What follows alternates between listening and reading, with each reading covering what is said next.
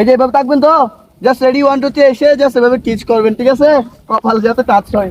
Hello guys, it's me photographer Mahid Noor. আজকে আমরা আছি হচ্ছে যে একটা লোকেশনে, লোকেশনটা কমেন্টে আপনারা জানেন এটা কোন লোকেশন।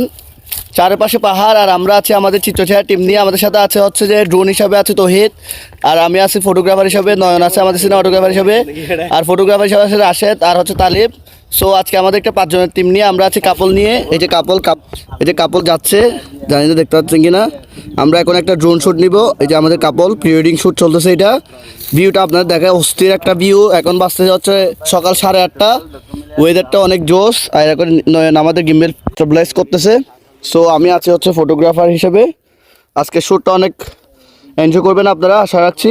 আর আপনারা বুকিং করুন চিত্রছায়া পেজ। দেখেন কি সুন্দর পাখির আওয়াজ। কোন দিক দিয়ে? ওদের ওইখানে ড্রোন শ্যুট নেবো আর কি, ওইখান থেকে হেঁটে যাবে আপুকে কোলে নিয়ে। এদিক দিয়ে না যাবে গাইস প্লেসটা দেখুন কি জোশ, মানে মনে হচ্ছে আমি বান্দরবন আসছি। ওই যে দেখুন এখানে পাহাড়টা, অস্থির একটা পাহাড়। শ্যুটটা অনেক সুন্দর হবে। আপনারা আমার চিত্রছায়া পেজে behind the scene and natural দেখবেন।